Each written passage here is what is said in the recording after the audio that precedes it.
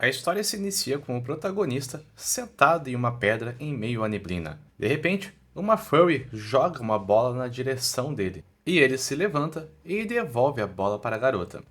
Subitamente, Naofumi acorda de um sonho, com uma cara de cansado. Ele diz que esse sonho foi estranho. Ele vivia uma vida super tranquila, pois seu irmão fez algumas besteiras na vida e ele teve que resolver. Por conta disso, seus pais deixaram que ele tivesse uma vida de otaku recluso. Naofumi gosta de ir à biblioteca e procurar por light novels. Quando ele estava pegando um dos livros, a pilha de cima caiu na cabeça dele. Enquanto começa a arrumar a pilha de livros, nota um livro vermelho carmesim bem chamativo. Ao abri-lo e ler a primeira página, lá estava profetizado: para salvar o mundo do apocalipse, 4 heróis cardinais precisavam ser invocados de outros mundos. Cada herói cardinal possuía uma arma mística: a espada, a lança, o arco e flecha ou o escudo. Enquanto folheava o livro, de repente, ele começa a brilhar. Então, Naofumi acaba sendo transportado para um mundo diferente. Ele se vê cercado de sacerdotes bem alegres, pois o feitiço havia dado certo. Eles falam que este mundo precisava da ajuda dos heróis, pois logo começaria uma catástrofe de monstros, e os heróis invocados precisam colaborar. E ao seu lado está Ichisuke, o herói do arco, que, confuso, pergunta o que eles querem dizer com isso. O feiticeiro explica que eles foram invocados para ajudar contra as ondas de monstros. Claro que os heróis recém-invocados reclamam, dizendo que precisavam voltar para o seu mundo, exceto por Naofumi, que fica calado. Os invocadores dizem que haverá uma recompensa e que eles devem negociar com o rei. Já no caminho, o grupo se apresenta melhor e percebe que realmente estão em um mundo totalmente fantasioso.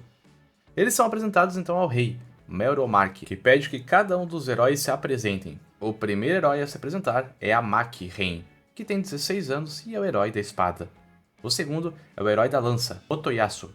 O terceiro é Ichisuke, de 17 anos, ainda no colegial. Este é o herói do arco e flecha.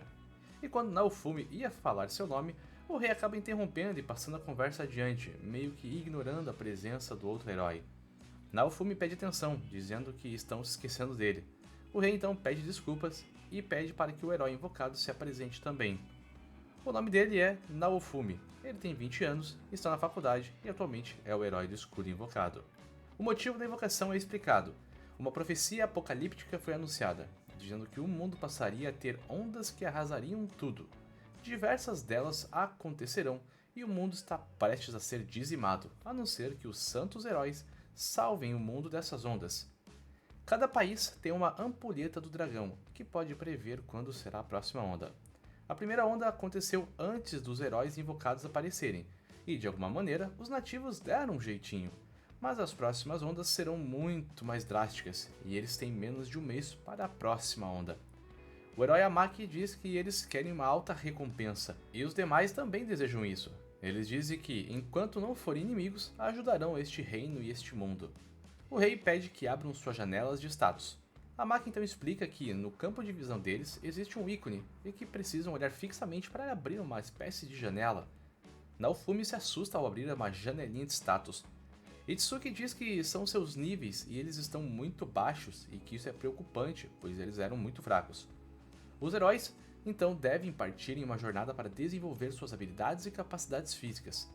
Naofumi sugere que os 4 se juntem e formem um baita grupo, mas é interrompido por um nobre, que diz que eles devem se separar, pois as armas se repelem e diminuem o XP recebido, e todos eles devem evoluir separadamente em jornadas diferentes. O rei pede que descansem, pois o próximo dia será bem longo. Já na noite daquele dia, os heróis se reúnem e, ao fazerem perguntas sobre seus mundos, todos notam que vieram de realidades bem diferentes. Já no dia seguinte, o rei diz que juntou os melhores guerreiros e aventureiros da nação, então manda esses guerreiros escolherem com qual herói cada um deseja ficar. Após a seleção, ninguém escolhe Naofumi. Parece que ninguém acredita no potencial do herói do escudo. Naofumi acaba reclamando, e o rei diz estar surpreso. A gente sabe onde vai dar isso. O Prota então pede para que todos compartilhem os aventureiros, porém ninguém aceita.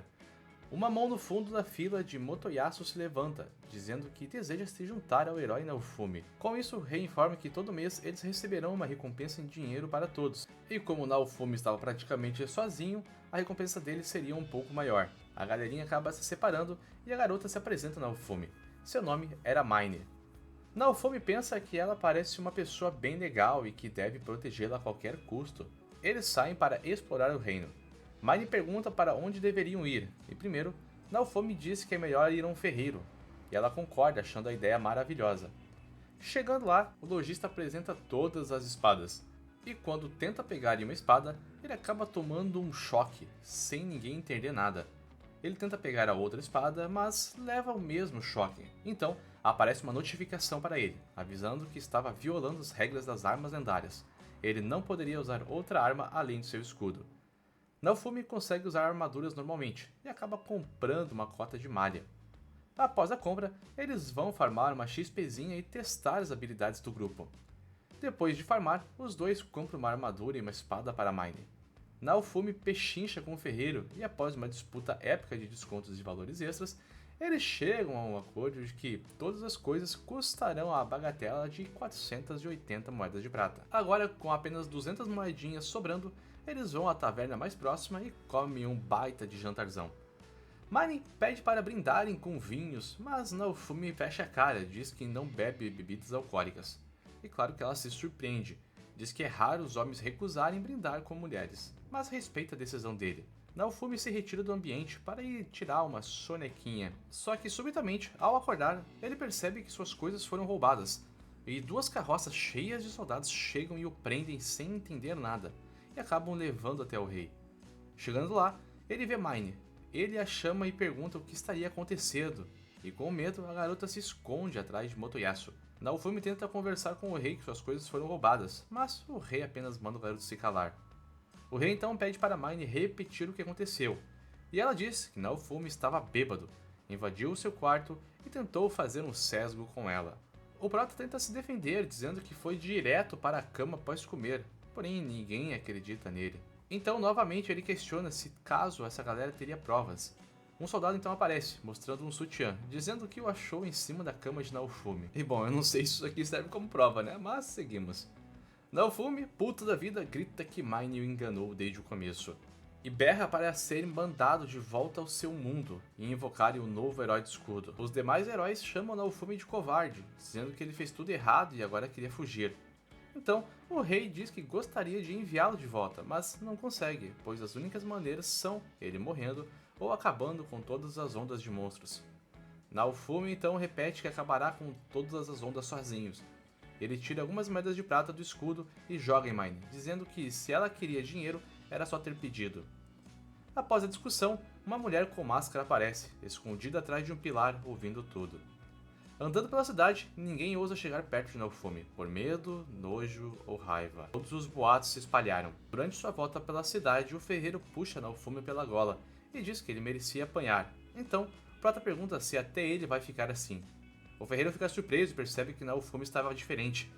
Ele diz que pode sentir no olhar do garoto que ele foi falsamente acusado e também diz que o ajudará com uma armadura. Então Naofumi percebe que não tem como ficar mais forte sozinho. Com raiva por essa incompetência, vai caçar. E nos campos de batalha encontra monstros balões e tenta da melhor maneira vencê-los. Ao retornar para a cidade, o prota vai vender a pele destes monstrinhos, mas o comerciante já tenta aplicar um golpe ali mesmo. Motivado pelo mau negócio, o prota puxa esse comerciante para próximo e revela ter monstros vivos e escondidos em sua capa. O comerciante se assusta e informa que pagará certinho pelas peles trazidas. Com os dias se passando, o prota começa a entender como funciona sua arma. É tipo um jogo de realidade aumentada, e até consegue ganhar algumas habilidades ao olhar no sistema. Depois de um dia exaustivo, ele estava na taverna até ser abordado por alguns NPCs chatos. Ignorando eles, decide ir embora, mas os caras eram bandidinhos e acabam levando Naofumi a um local ermo, onde tentam roubá-lo. Só que esqueceram que o prota é literalmente o herói do mundo também, e acaba vencendo eles facilmente. E com este ataque, nota que sua maior dificuldade é porque ele tem muita defesa, porém não tem nada ofensivo, e por isso não consegue matar os monstros rápido e evoluir. Próximo dali, um senhor estava observando toda essa batalha e chama Naofumi para algo que ele poderia gostar e se interessar.